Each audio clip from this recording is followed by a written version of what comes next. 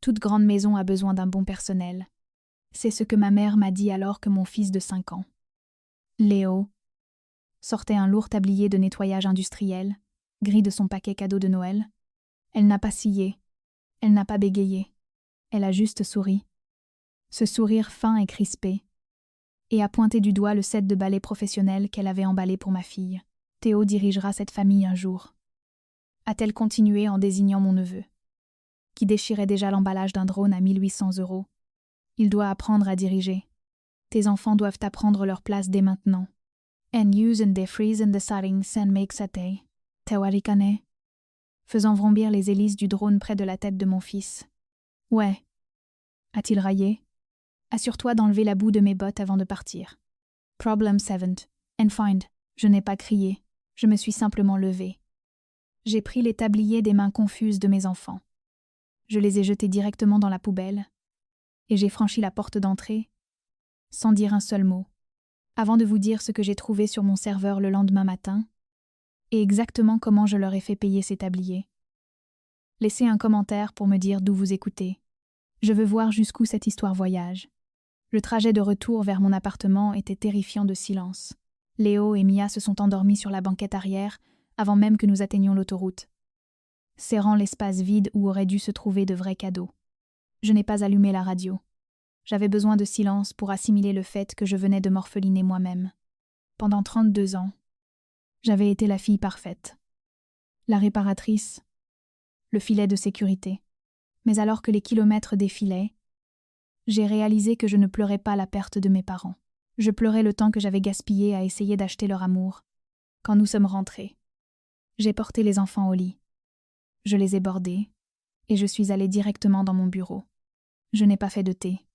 Je n'ai pas fait les 100 pas. Je me suis assise et j'ai ouvert mon ordinateur portable.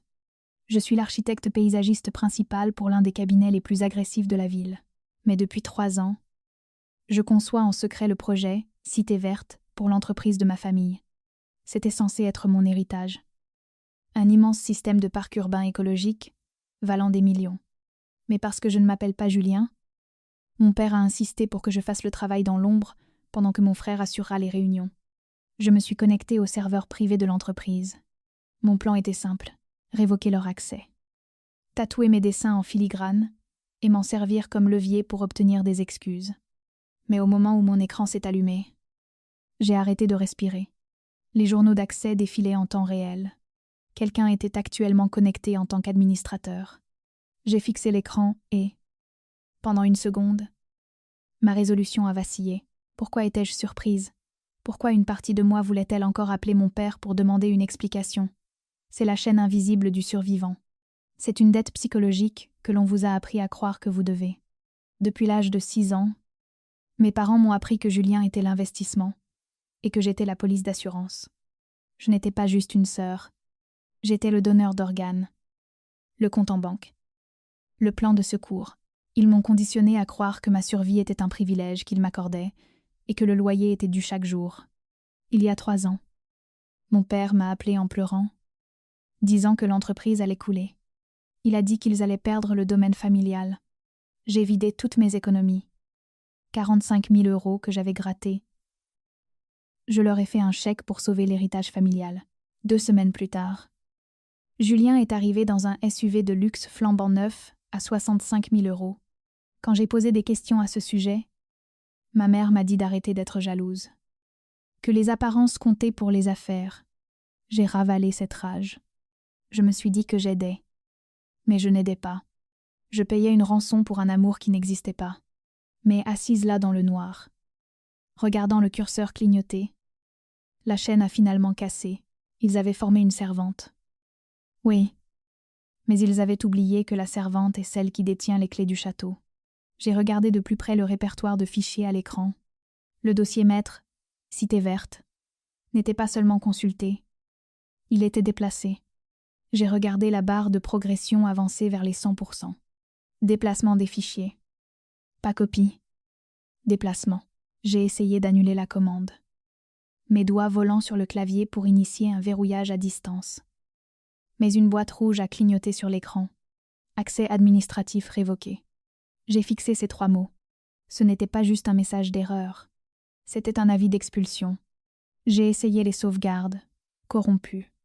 J'ai essayé le miroir cloud, en l'espace de 30 secondes. 3 ans de ma vie, des milliers d'heures de rendu, d'études d'impact environnemental et de schémas structurels avaient simplement disparu.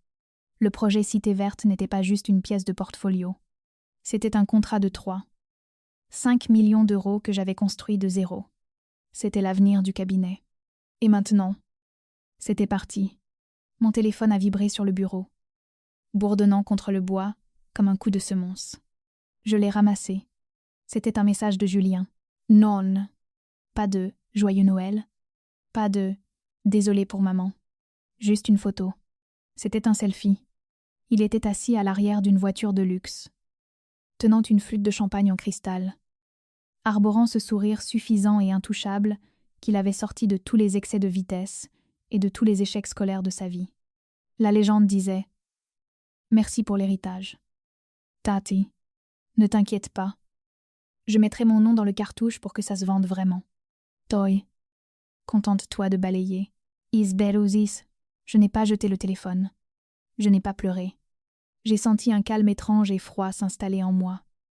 Comme si la température de la pièce avait chuté de 10 degrés. Ce n'était pas juste un vol de crédit. C'était une OPA hostile.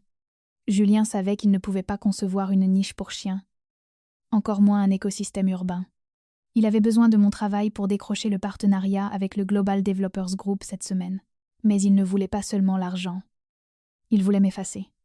En supprimant les sauvegardes et en me verrouillant dehors. Il s'assurait que je ne pourrais pas prouver la paternité de l'œuvre. Il misait sur le fait que j'étais la bonne sœur. Celle qui ne poursuivrait jamais sa propre famille. Celle qui avalerait la perte pour maintenir la paix. Il pensait prendre le crédit. Il ne réalisait pas qu'il venait de dégoupiller une grenade. J'ai regardé la photo à nouveau. Tati, c'est comme ça qu'il m'appelait quand nous étions enfants. En piétinant mes châteaux de sable. Parce qu'il savait que papa rirait juste. Et dirait que je les avais construits au mauvais endroit. Il pensait que j'étais petite. Il pensait que j'étais impuissante parce que je n'avais ni son titre ni son héritage. Mais Julien a commis une erreur critique. Il a oublié qui avait réellement construit le château. Il a volé les fichiers. Oui, il a volé les rendus. Les plans. Les données clients. Mais il n'a pas vérifié le code. Il n'a pas regardé sous la surface de la géométrie 3D. S'il l'avait fait, il aurait être vu le fil piège numérique que j'y avais enterré il y a des années. Attendant un jour exactement comme celui-ci, j'ai posé le téléphone.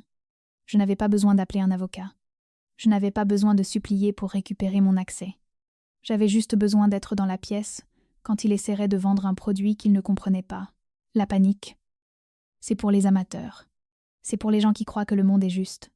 J'ai arrêté de croire que le monde était juste quand j'avais 12 ans et que j'ai vu mes parents acheter un poney à mon frère alors que je recevais un vélo d'occasion auquel il manquait une pédale. Je n'ai pas appelé la police. Je n'ai pas perdu de temps à crier dans un oreiller. Je me suis penchée en avant sur ma chaise, la lueur de l'écran se reflétant dans mes yeux. Et j'ai ouvert un terminal de commande que j'avais caché sur mon ordinateur portable il y a des années. Julien se croyait un génie parce qu'il savait changer un mot de passe administrateur. Il pensait que voler les fichiers était la fin de la partie. Mais il a commis l'erreur classique du parasite. Il a supposé qu'il comprenait l'hôte. Il voyait le projet Cité Verte comme une collection de jolies images et d'actifs vendables. Il ne comprenait pas que c'était un système vivant que j'avais codé de A à Z. Et parce que je savais exactement qui était mon frère, un voleur avec un sourire, j'avais pris des précautions. J'ai tapé une ligne de code qui ne ressemblait à rien de spécial. Juste une série de caractères aléatoires pour un œil non averti. Mais sur l'écran, un répertoire caché est apparu. Ce n'était pas sur le serveur de l'entreprise. C'était local, enterré profondément dans les métadonnées de la géométrie 3D elle-même. Les architectes appellent ça un filigrane numérique. J'appelle ça un dispositif de l'homme mort. Il y a 3 ans, quand j'ai commencé à construire les modèles de base du projet, j'ai intégré un script dans les fondations de la ville virtuelle. C'est invisible. Vous pouvez rendre la ville 1000 fois. Vous y promenez en VR. L'imprimessur des plans. Et vous ne le verrez jamais. Il reste dormant, attendant une commande spécifique pour se réveiller. C'était ma police d'assurance. Je savais qu'un jour ma famille essaierait de me prendre ça. Je ne savais juste pas quand. J'ai vérifié le statut du script. Il était actif. Il attendait. Julien avait les fichiers. Oui. Il avait la présentation prête pour le Global Developers Group. J'ai vérifié le fil d'actualité de l'industrie sur mon deuxième écran. La réunion de présentation était prévue pour mardi matin à la bourse de l'immobilier du centre-ville. C'était dans 48 heures. Il allait monter sur scène devant des investisseurs valant des milliards et présenter mon travail comme le sien. Il allait sourire de son sourire d'enfant chéri et vendre mon âme au plus offrant. J'ai fermé l'ordinateur portable. Le calme froid que je ressentais plus tôt s'est durci en quelque chose de cassant et tranchant. Je n'avais pas besoin de pirater leur serveur pour récupérer les fichiers. Je n'avais pas besoin d'arrêter la réunion. En fait, j'avais besoin que la réunion ait lieu. J'avais besoin qu'il soit sur cette scène. J'avais besoin que les lumières soient vives et les enjeux impossibles. Car le script que j'ai écrit ne supprime pas simplement les fichiers. Il les expose. Mais il y avait un hic. Le déclencheur n'était pas à distance. Pour éviter une détonation accidentelle, j'avais codé la commande d'exécution pour exiger une poignée de main locale. Je devais être sur le même réseau Wi-Fi que l'ordinateur de présentation. Je devais être dans la pièce. Le mardi matin s'est levé avec ce genre de soleil agressif qui ressemble à une moquerie quand vous savez que vous marchez peu, être vers votre propre exécution. Je me tenais devant la bourse de l'immobilier. Une forteresse de verre et d'acier où la ligne d'horizon de la ville s'achetait et se vendait. À l'intérieur, dans moins de 30 minutes, le Global Developers Group déciderait du sort du projet Cité Verte. Mon projet, j'ai ajusté mon blazer, serré mon téléphone, le détonateur, et marché vers le point de contrôle de sécurité. Je n'avais pas de plan B. Toute ma stratégie reposait sur l'arrogance de mon frère. J'avais supposé qu'il serait trop occupé à polir son ego pour penser à révoquer mon accès au bâtiment. J'avais tort. J'ai tapé mon badge contre le scanner. Au lieu du bip vert familier, la machine a émis un bourdonnement bas et colérique. La lumière a clignoté en rouge. Accès refusé. J'ai réessayé. Rouge. Madame. Un agent de sécurité. Un homme dont le cou était plus large que ma tête. S'est interposé devant le tourniquet. Le badge est invalide. Vous devez reculer. N5. Il y a une erreur. Ai-je dit. Ma voix stable malgré la chute soudaine de mon estomac. Je suis l'architecte principal pour la présentation de ce matin. Je m'appelle Gisèle. Et Damien, il n'a même pas regardé son écran.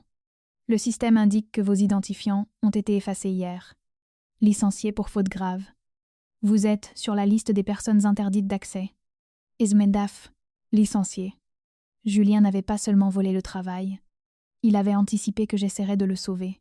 Il m'avait préventivement viré de l'entreprise que j'avais aidé à construire juste pour me garder hors de cette pièce. Je suis restée figée, réalisant la faille fatale de mon plan. Le dispositif de l'homme mort exigeait une connexion locale. Je devais être sur le Wi-Fi interne. Si je restais sur le trottoir, je n'étais rien d'autre qu'une spectatrice de mon propre cambriolage. Puis un SUV noir s'est arrêté le long du trottoir. Les portes VIP se sont ouvertes. Mes parents sont sortis en premier. Richard ressemblait à un chef d'État dans son costume sur mesure. Patricia rayonnait dans ses perles et sa soie, jouant parfaitement le rôle de la matriarche fière. Et puis vint Julien. Il est descendu sur le trottoir, ajustant ses boutons de manchette, ressemblant à chaque centimètre au génie visionnaire qu'il prétendait être. Il riait. Il célébrait avant même que l'encre ne soit sèche. Puis ils m'ont vu. Il n'avait pas l'air effrayé. Il n'avait pas l'air coupable. Ma mère a carrément soupiré. Un air de profonde déception. Comme si j'étais une tache sur sa matinée parfaite. Mon père a secoué la tête, tournant le dos pour faire entrer ma mère à l'intérieur. Mais Julien s'est arrêté. Il m'a regardé debout derrière la ligne de sécurité, bloqué par le garde, tenant un téléphone désormais inutile. Il a souri. Ce n'était pas un sourire gentil. C'était le sourire du garçon qui cassait mes jouets et savait qu'il ne serait pas puni. Il s'est penché près des portes vitrées, a croisé mon regard et a articulé 3 mots. « Rentre chez toi. » « En hobad. En bad. » Puis il s'est tourné et est entré dans le hall. Les portes dorées se refermant derrière lui. J'étais enfermée dehors. La présentation commençait dans 20 minutes. Il allait vendre l'œuvre de ma vie pour 5 millions d'euros. Et j'allais rester sur le trottoir avec absolument rien. Je n'ai pas discuté avec le garde. Je n'ai pas fait de scène dans le hall. Je suis simplement sortie de son champ de vision. J'ai sorti mon téléphone et j'ai fait défiler jusqu'à un contact, à qui je n'avais pas parlé depuis 2 ans. Mark Sterling. Il était le promoteur principal du cabinet rival qui enchérissait contre ma famille aujourd'hui. Il y a 2 ans, je l'avais tuyauté sur une violation de zonage sur l'un de ses sites. Pas pour l'aider, mais parce que c'était la chose juste à faire. Il me devait une fière chandelle. J'ai envoyé un seul texto. Je suis dans le hall. Je peux prouver que la propriété intellectuelle de Cité Verte est volée. Fais-moi entrer. 2 minutes plus tard, les portes de l'ascenseur se sont ouvertes. Sterling en est sorti. Flanqué de son équipe juridique, il n'a pas posé de questions. Il n'a pas encore demandé de preuves. Il a juste regardé le garde et a dit « Elle est ma consultante externe. Elle est avec nous. » Ivo, le garde s'est écarté. Juste comme ça. Les murs de la forteresse se sont effondrés. Je suis entrée dans la salle de conférence à l'arrière du groupe, me glissant dans l'ombre près de la console audiovisuelle. La salle était immense.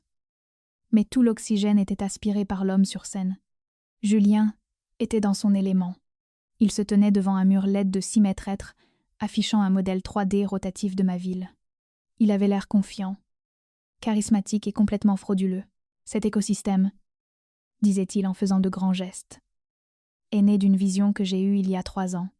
Ce n'est pas seulement de l'architecture. C'est une philosophie que j'ai cultivée. Un groupe. Mes parents étaient au premier rang, hochant la tête comme des figurines. Ils avaient l'air si fiers du mensonge, fiers du voleur. J'ai sorti mon téléphone. Mon pouce a plané sur les paramètres Wi-Fi. Le nom du réseau est apparu. RX, conférence, actuelle. J'ai tapé le mot de passe invité que Sterling venait de me chuchoter. Connecté. La poignée de main était complète. Le dispositif de l'homme mort enterré dans le logiciel de présentation a pingé mon téléphone. Il était réveillé. Il attendait l'autorisation. J'ai regardé Julien une dernière fois. Il riait d'une blague qu'il venait de faire, se prélassant dans l'admiration des milliardaires. Il croyait vraiment avoir gagné. Il croyait qu'effacer mon nom du fichier revenait à effacer mon existence. Je n'ai pas ressenti de culpabilité. Je n'ai pas ressenti d'hésitation. Je me sentais comme un juge abattant son marteau. J'ai appuyé sur exécuter. Je n'ai pas regardé l'écran. J'ai regardé le visage de Julien. En une seconde, son sourire arrogant s'est évanoui. Ses yeux se sont écarquillés, reflétant une soudaine et violente lumière cramoisie. L'éclairage ambiant de la pièce n'a pas changé. Mais le mur LED massif derrière lui avait pris la couleur du sang frais. Un silence choqué est tombé sur la salle. Les investisseurs se sont penchés en avant. Mes parents se sont levés. Et Julien s'est figé alors que sa brillante écocité disparaissait de l'écran. À sa place, un modèle filaire rouge clignotant hurlait. La vérité, propriété volée. Auteur, Gisèle. Signature falsifiée. Projet terminé. 20 Series A. Julien martelait la télécommande, suppliant le technicien de réparer ça. Rien. Chest. C'est un piratage. A-t-il bégayé? Ce n'est pas le cas. Aïediten Mavansan. C'est une réclamation de droit d'auteur. Coding Tin. Je suis partie avant que le chaos n'éclate. Les portes de l'ascenseur se sont refermées sur les cris des investisseurs et les excuses frénétiques de ma mère. Dansley Parking. J'ai atteint ma voiture, jusqu'à ce qu'un poing s'abatte sur le capot. Mon père, les yeux fous et violets de rage, bloquait ma sortie. « Tu crois que tu as gagné ?» a-t-il hurlé. « Je viens de contracter un prêt de 45 000 € sur ton appartement, en utilisant ta procuration. L'argent a disparu. Tu es fauché, sans abri. Is Beruzis. » Mais il avait oublié un détail. Le compte par lequel il avait fait transiter les fonds nous appartenait à tous les deux. Un compte joint, et j'avais déjà déplacé l'argent. Tu n'as pas sauvé Julien, lui ai-je dit. Tu m'as payé, in Grey Blass. Il est resté là, stupéfait. Alors que je démarrais, dehors, la lumière du soleil frappait le pare-brise. Une offre d'emploi qui m'attendait. Et enfin une vie que personne d'autre ne contrôlait.